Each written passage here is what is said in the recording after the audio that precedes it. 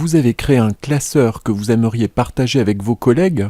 Utilisez le vérificateur d'accessibilité pour vous assurer que son contenu est accessible à tous. Basculez sur l'onglet Révision du ruban et cliquez sur l'icône Vérifier l'accessibilité dans le groupe Accessibilité. Le volet Vérificateur d'accessibilité s'affiche dans la partie droite du classeur. Une ou plusieurs erreurs ou avertissements peuvent apparaître. Ici, par exemple, aucun texte de remplacement n'a été affecté à l'image insérée dans le classeur.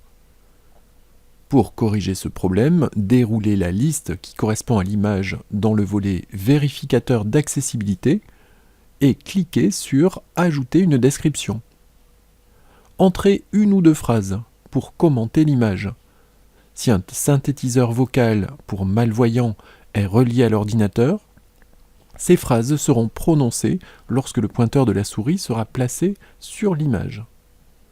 D'une manière plus générale, pensez à ajouter un texte de remplacement pour tous les contenus visuels, les images, les graphiques Smart Art, les formes, les groupes, les objets incorporés, les entrées manuscrites et les vidéos. Pour cela, chaque fois que vous insérez une illustration dans un classeur, cliquez dessus avec le bouton droit de la souris et choisissez Modifier le texte de remplacement dans le menu contextuel pour définir le texte associé.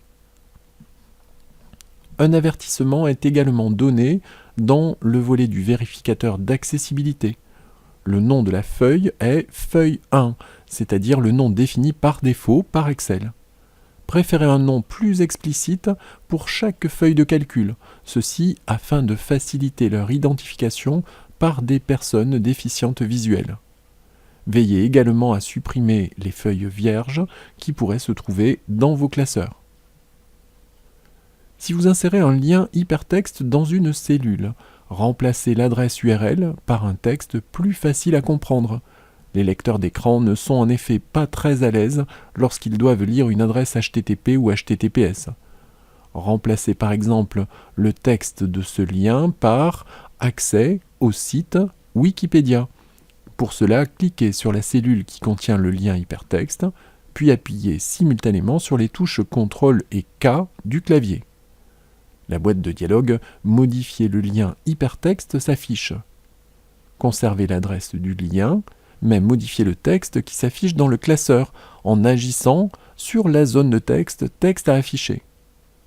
Le nom d'un classeur doit décrire son contenu et indiquer sa date de création. Vous pouvez également ajouter un titre et un nom d'auteur au classeur. Ces informations sont accessibles en sélectionnant l'onglet Fichier dans le ruban. Si vous définissez des tableaux dans vos classeurs, insérez systématiquement une ligne de titre pour chaque colonne et évitez de fractionner ou de fusionner des cellules. Ceci afin d'améliorer la compréhension du tableau par un lecteur d'écran.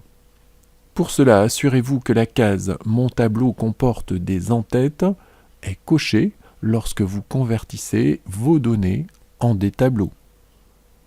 Un dernier conseil, ajoutez des indications sonores dans Excel. Pour cela, basculez sur l'onglet Fichier et cliquez sur Options. La boîte de dialogue Options Excel s'affiche. Sélectionnez l'onglet Options d'ergonomie. Sous Options de retour, cochez la case Produire un retour sonore. Choisissez un type de son dans la liste déroulante Modèle de son et validez en cliquant sur OK.